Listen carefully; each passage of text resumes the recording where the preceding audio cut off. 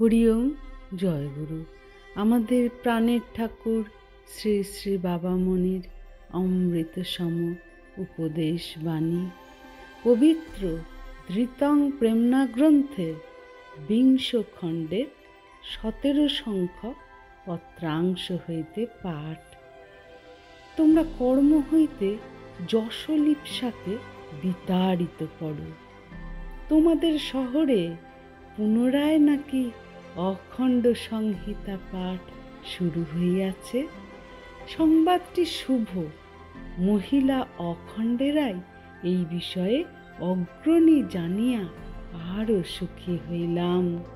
তোমরা লক্ষ্য রাখিও, অখণ্ড সংহিতা পাঠ প্রকল্পের কর্মিনীদের সহিত অখণ্ড মণ্ডলীর কর্মীদের যেন ঘনিষ্ঠ যোগাযোগ কোনো কারণেই ছিন্ন না হয়। একটি চেষ্টার পিছনে সকলের শক্তি প্রত্যক্ষ বা পরোক্ষে যেন সংযুক্ত হয়। তুচ্ছ একটু মান আর অভিমান নিয়া যেন এমন সৎকর্মানুষ্ঠানের ভিতরে গলদ সৃষ্টি না হয়।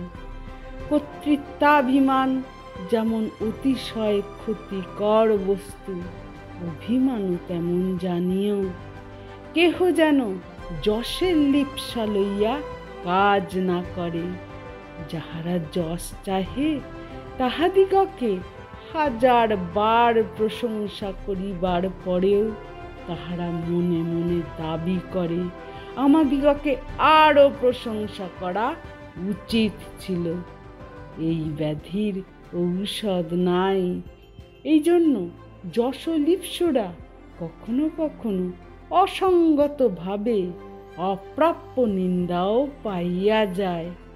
অকারণে নিন্দিত হইয়া কখনো কখনো তাহাদের যশলিপ্সার সুচিকিৎসাও হয়। এইটুকু মন্দের ভালো বলিতে হইবে। কর্তৃত্ব লোভ কখনো কখনো বৈষয়িক সুখ সুবিধা লাভের আগ্রহে জন্মিয়া থাকে, কিন্তু কর্তৃত্ব লিপ্সার আদি জন্মভূমি হইতেছে যশলিপ্সা।